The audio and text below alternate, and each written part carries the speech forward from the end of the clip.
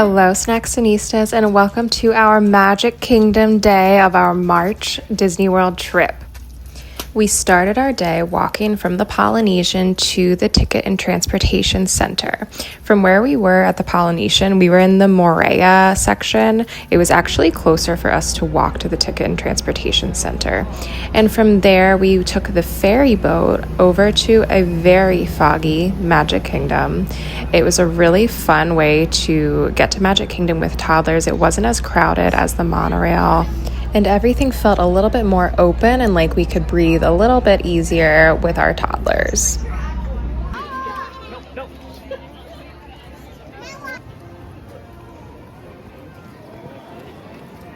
Once we got to Magic Kingdom, we took a second to walk around, take some pictures, and then we hustled over to our 8:15 Crystal Palace breakfast reservation.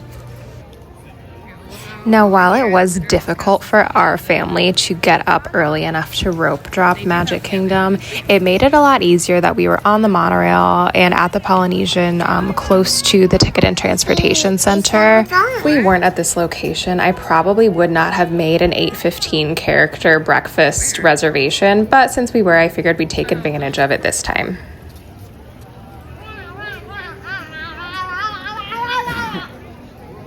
But they have like shopping and stuff. I know. Look, there's the castle. It's really foggy, but there it is.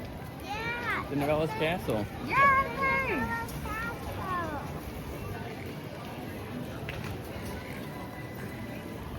One of the other perks of having such an early character meal is because we were the first ones, or one of the first ones at that breakfast time slot, we were able to see the characters very quickly.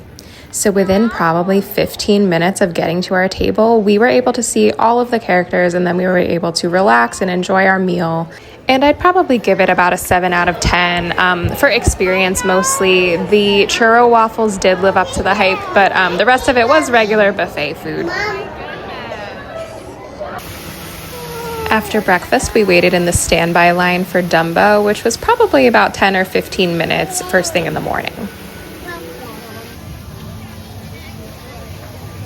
And then we waited in line for the Ariel meet and greet. This, we got in line before it started, but it did take probably close to 45 minutes, even though we were in line pretty early. So I would plan to either get there early or maybe hit it right before it closes, because that's when times are usually the shortest.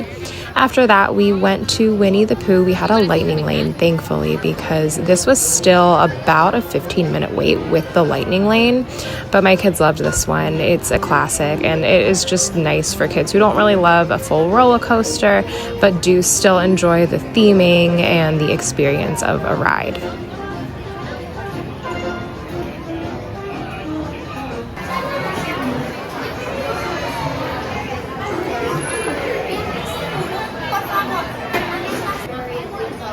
After the Winnie the Pooh, we took a quick snack break at Storybook Treats.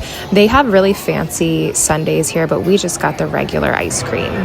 And then we used our lightning lane for the Mad Tea Party, which I did not love. I don't know about you all, but I was like staggering coming out of this one. This was about the time that my 2-year-old fell asleep in the stroller, so we decided to hit up Casey's Corner and get the corn dog nuggets.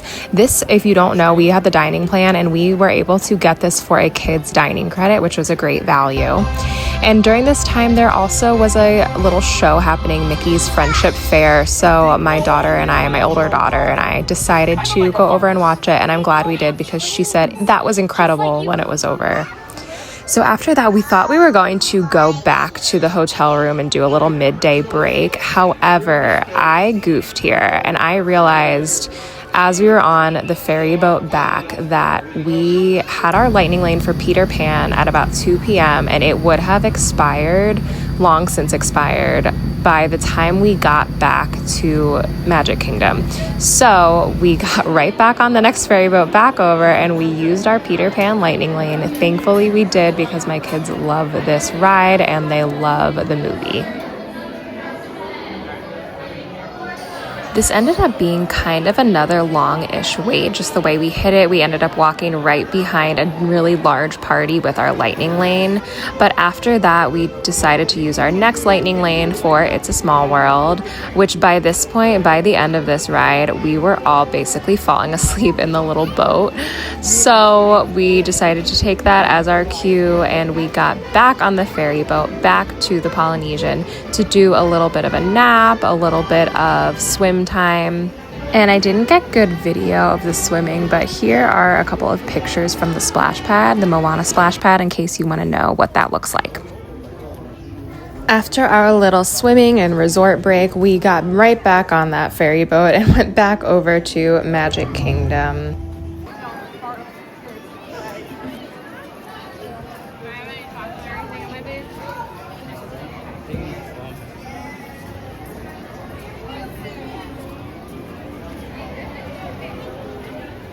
We had to take a quick detour to the launching pad in Tomorrowland for my Mickey pretzel, and then we went over to use our lightning lane for the Little Mermaid ride.